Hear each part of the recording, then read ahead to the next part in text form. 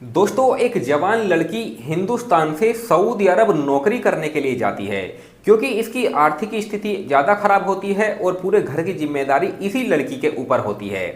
वो सऊदी अरब में एक शेख के घर पर नौकरी किया करती थी। उसके घर की साफ सफाई, बर्तन धोने, कपड़े धोने और उसके घर का खाना बनाने का काम किया करती थी। दोस्तों, ये जो शेख होता है इस लड़की को 14 से 15 हज़ार रुपये की सैलरी दिया करता था। ये मैं आज की बात नहीं कर रहा हूँ, ये मैं सन 2003 की बात कर रहा हूँ। इस लड़की को उस शेख के घर पे रहते रहते लगभग 6 महीने का समय गुजर जाता है। एक दिन इसका शेख इससे कहता है कि मैं अपने बीवी बच्चों के साथ, अपने परिवार के साथ विदेश में घूमने के लिए जा रहा हूँ। अब पूरे घर की जिम्मेदारी तुम्हारी है, इस घर को तुम ही संभालना है। 15 दिन के बाद हम वापस आ जाएंगे। ये लड़की अपने शेख से कहती है कि आप बिल्कुल भी टेंशन मत लीजिए, पूरे घर को मैं बड़ी आसानी से संभाल लूँगी। दोस्तों, इसका शेख अपने परिवार को साथ लेके विदेश में घूमने के लिए चला जाता है। अब ये लड़की घर पर अकेली हो जाती है।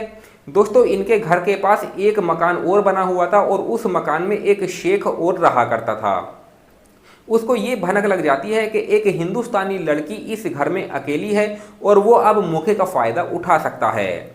दोस्तों, ये जो शेख होता है अपने एक दोस्त को भी बुला लेता है और रात के 10 बजे के आसपास उसके पास यानी कि उस लड़की के घर में दाखिल हो जाता है।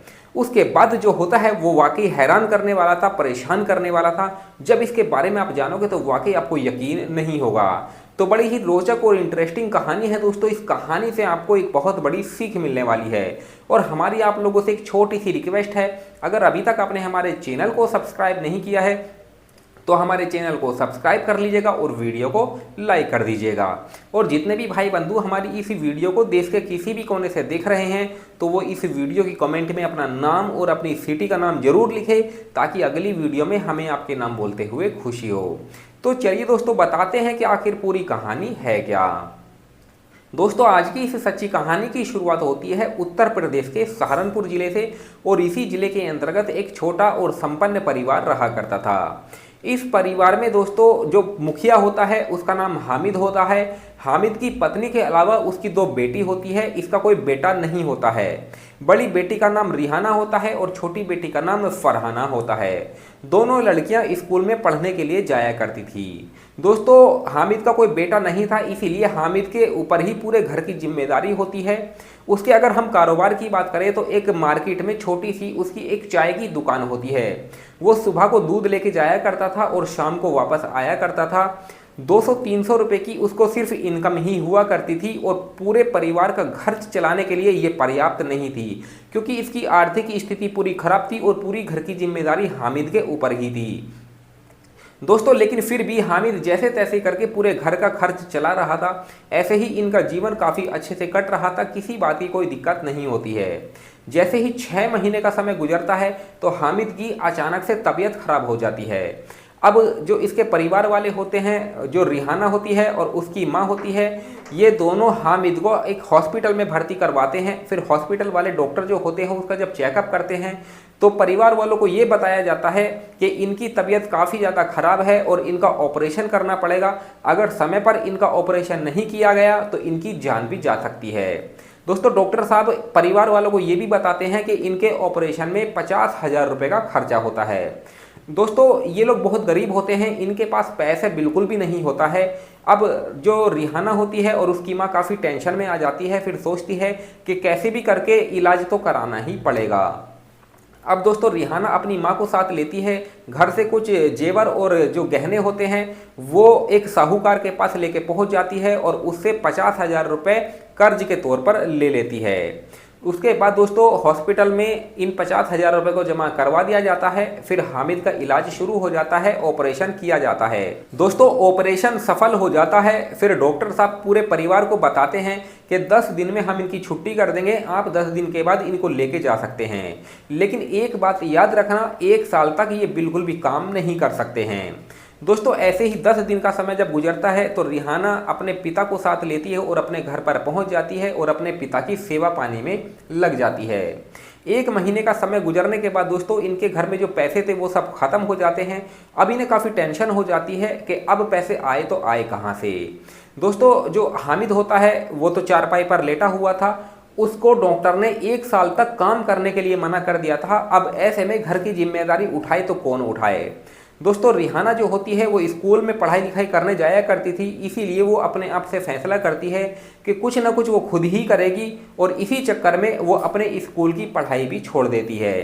तभी उसको ध्यान आता है कि उसकी एक फ्रेंड थी जिसका नाम रेशमा है, उसकी बहन सऊदी अरब में एक शेख के घर पे काम किया करती है और उसकी सैलरी काफ़ी अच्छी खासी है। इसीलिए रिहाना जो होती है वो अपनी फ्रेंड रेशमा के घर पर चली जाती है और उससे बात करती है कि तू अपनी बहन से बात कर, मैं भी सऊदी अरब जाना चाहती हूँ, वहाँ पर पैसा कमाना चाहती हूँ, नौकरी करना चाहती हूँ। तू तो जानती है मेरे घर की आर्थिक स्थिति काफ़ी ख़राब है और 1 साल तक मेरे जो पापा हैं, मेरे जो अब्बू हैं, वो भी काम नहीं कर सकते हैं। फिर रेशमा अपनी बहन को फ़ोन करती है जो कि पहले से ही सऊदी अरब में रहकर काम कर रही थी। वो पूरी बात उसको बता देती है कि मेरी एक दोस्त है जिसका नाम रिहाना है, उसकी आर्थिक स्थिति काफ़ी ज़्यादा ख़राब है और वो सऊदी अरब के लिए बोल रही है कि मैं सऊदी अरब में जाकर नौकरी करूँगी, इसलिए तुम अपनी बहन से बात कर लो। दोस्तों रेशमा की बहन पूरी बात सुनती है और सुनने के बाद उससे कहती है कि तुम चिंता बिल्कुल मत करो, आज ही मैं अपने शेख से इसके बारे में बात कर लेती हूँ। फिर रेशमा की बहन अपने शेख से बात करती है और पूरी बात बता देती है। दोस्तों ये जो शेख होता है काफ़ी अच्छा होता है, ये तुरंत ही अपने एक दोस्त को फ़ोन करता है। उसके दोस्त को एक नौकरानी की काफ़ी सख्त ज़रूरत थी, वो पूरी बात उसको बता देता है। फिर जो ये शेख होता है जिसको नौकरानी की सख्त ज़रूरत थी, वो उससे कहता है कि तुम बिल्कुल भी टेंशन मत लो, वीज़ा का इंतज़ाम मैं यहाँ से कर दूंगा, पूरा खर्च भी उठा लूँगा, बस वो अपना पासपोर्ट तैयार कराए और मेडिकल करा के और टिकट करा के फ़ौरन यहाँ पर आ जाए। दोस्तों फिर ये जो शेख होता है रेशमा की बहन को पूरी बात बता देता है और कहता है कि तुम अपने घर फ़ोन करके बोल दो कि वो अपना पासपोर्ट जल्द से जल्द तैयार कराए। दोस्तों फिर रेशमा की बहन जो है अपने घर पे फ़ोन करती है और पूरी बात बता देती है। फिर रेशमा रिहाना को फ़ोन करती है और उससे कहती है कि तुम्हारे लिए खुशखबरी है, तुम्हारी वीज़ा का इंतज़ाम वहाँ से हो जाएगा, लेकिन उससे पहले तुम्हें अपना पासपोर्ट बनाना पड़ेगा। दोस्तों रिहाना जब ये बात सुनती है तो उसका खुशी का कोई ठिकाना नहीं होता है।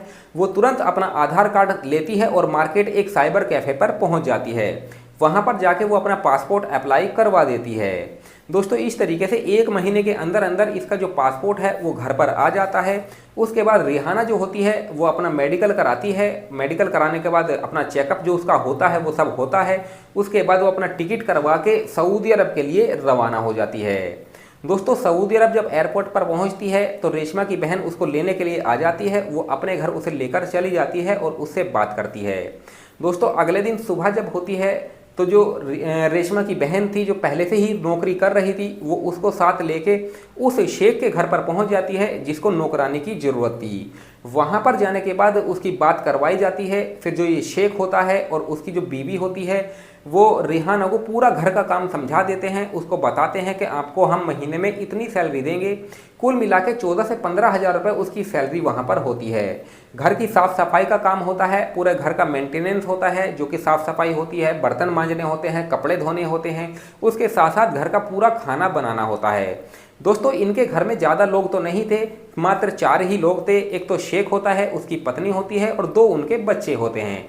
तो रिहाना के लिए इस घर में ज़्यादा काम तो नहीं था। अब रिहाना उस घर में रहने लगती है और काम करने लगती है। रिहाना वहाँ पर काफ़ी अच्छे से सेट हो जाती है। उसका शेख भी काफ़ी अच्छा होता है। रिहाना की काफ़ी मदद भी वो किया करता था। दोस्तों इस तरीके से 6 महीने का समय गुजर जाता है। 6 महीने के बाद जो रिहाना का शेख होता है वो रिहाना से कहता है कि रिहाना मैं अपने बीवी बच्चों के साथ विदेश में घूमने के लिए जा रहा हूँ, अब पूरे घर की जिम्मेदारी तुम्हारी है, पूरे घर को तुम्हें अच्छे से संभालना है, 15 दिन के अंदर अंदर हम वापस आ जाएंगे। दोस्तों रिहाना अपने शेख से कहती है कि शेख साहब आप बिल्कुल चिंता मत कीजिए, आप बिल्कुल भी टेंशन मत लीजिए, मैं इस घर को काफ़ी अच्छे से संभाल लूँगी और पूरा ख्याल रखूँगी। उसके बाद शेख जो होता है वो अपनी बीवी बच्चों के साथ विदेश घूमने के लिए निकल जाता है। दोस्तों अब 3 से 4 दिन का समय जब गुजरता है तो रिहाना जहाँ पर काम कर रही होती है, जिस घर में वो काम कर रही थी, उसी घर के पास एक शेख और रहा करता था। उसकी जो नज़र थी वो रिहाना के ऊपर गंदी नज़र थी। वो अक्सर उसे गंदी नज़रों से देखा करता था। तो उसे किसी वजह से भनक लग जाती है कि जो हिंदुस्तानी लड़की है वो अब अकेली है, उसका शेख परिवार के साथ विदेश घूमने के लिए गया है, अब मौके का फ़ायदा उठा लेना चाहिए। दोस्तों ये जो शेख होता है अपने एक दोस्त को भी बुला लेता है और रात के 10 बजे के आसपास रिहाना के घर पर प्रवेश कर जाता है। जैसे ही रिहाना के घर में जाता है तो रिहाना उससे पूछती है कि तुम कौन हो। फिर ये शेख और उसका दोस्त रिहाना के साथ जोर जबरदस्ती करने लगता है। रिहाना शोर मचाने का प्रयास करती है, लेकिन जैसे तैसे करके वो उसका मुंह दबा देते हैं और उसके शोर को बंद कर देते हैं। लेकिन दोस्तों ये जो लड़की होती है काफ़ी चालाक होती है, शेख के कब्जे में नहीं आ रही थी और इधर उधर भाग के वो किसी ऐसे हथियार का तलाश कर रही थी जो कि उसकी जान बचा सके। दोस्तों रिहाना जो होती है वो इन शेख से छूट के किचन में चली जाती है और चाकू उठा लेती है। चाकू उठाने के बाद दोस्तों ये जो शेख होते हैं लगातार उसके ऊपर उसके साथ ज़बरदस्ती कर रहे थे, लेकिन जो रिहाना होती है वो इन दोनों के प्राइवेट पार्ट पर लगातार वार कर देती है। अब वार करने की वजह से दोस्तों उनके प्राइवेट जख्मी हो जाते हैं, खून बहने लगता है। ये जो शेख होते हैं वहीं पर लेट जाते हैं और रोने लगते हैं और इनकी चीख पुकार आसपास के लोगों को भी सुनाई आ जाती है। दोस्तों उसके बाद दोस्तों वहाँ पर लोग इकट्ठा हो जाते हैं और इस मंजर को जब देखते हैं तो काफ़ी हैरानी होती है। दोस्तों वहाँ पर दोस्तों जो सऊदी अरब की पुलिस होती है उस पुलिस को भी बुला लिया जाता है। उसके बाद दोस्तों रिहाना को गिरफ्तार किया जाता है और उसके बाद वहाँ से उसे थाने लेकर पहुँच जाते हैं। रिहाना से पूछताछ की जाती है तो रिहाना कहती है कि ये लोग मेरे साथ जोर ज़बरदस्ती कर रहे थे, इसीलिए मुझे अपने बचाव में इनके प्राइवेट पार्ट पर वार करना पड़ा। लेकिन दोस्तों सबसे बड़ी बात ये थी कि रिहाना के पास कोई सबूत नहीं था। लेकिन दोस्तों रिहाना कहती है कि मेरे घर में सीसीटीवी कैमरा लगा है, आप एक बार उस सीसीटीवी कैमरे की फुटेज निकाल लीजिए, आपको पूरी सच्चाई का पता लग जाएगा। दोस्तों फिर पुलिस इसके घर जाती है और सीसीटीवी कैमरे की फुटेज लेती है तो उसमें ये साफ साफ दिख रहा था कि ये जो सऊदी शेख थे दोनों इस लड़की के साथ जोर जबरदस्ती कर रहे थे। अब सच्चाई पूरे सामने आ जाती है। रिहाना को जो वहाँ की सरकार होती है वो रिहा कर देती है और इन लोगों के ऊपर एक केस चला देती है। अब रिहाना इस घर में काफ़ी अच्छे से रहने लगती है। उसका शेख उसकी काफ़ी मदद किया करता था। रिहाना की सैलरी 14 से 15 हज़ार रुपये होती है। 14 से 15 हज़ार रुपये सैलरी होते होते उसकी दोस्तों 30 हज़ार रुपये उसकी सैलरी हो जाती है।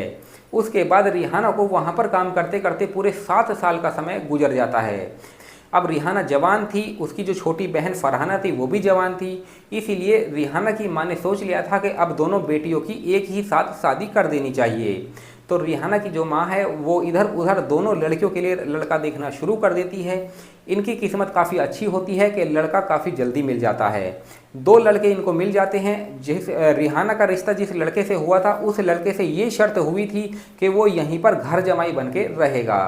दोस्तों फिर वो दिन आ ही जाता है जब दोनों बहनें दुल्हन बनती है और अपने अपने ससुराल में पहुंच जाती है। लेकिन कुछ दिन के बाद रिहाना अपने पति को साथ में लेके अपने घर पर रहने लगती है। जब 3 महीने का समय और गुजरता है तो रिहाना की मां का भी देहांत हो जाता है।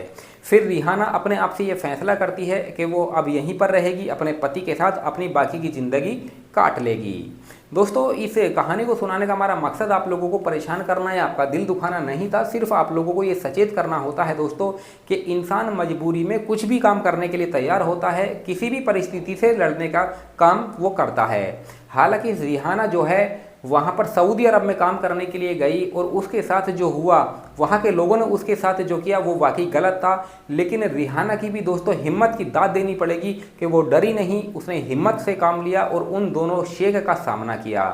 दोस्तों इस कहानी से आपको क्या सीख मिलती है आप हमें कमेंट सेक्शन में बता सकते हैं।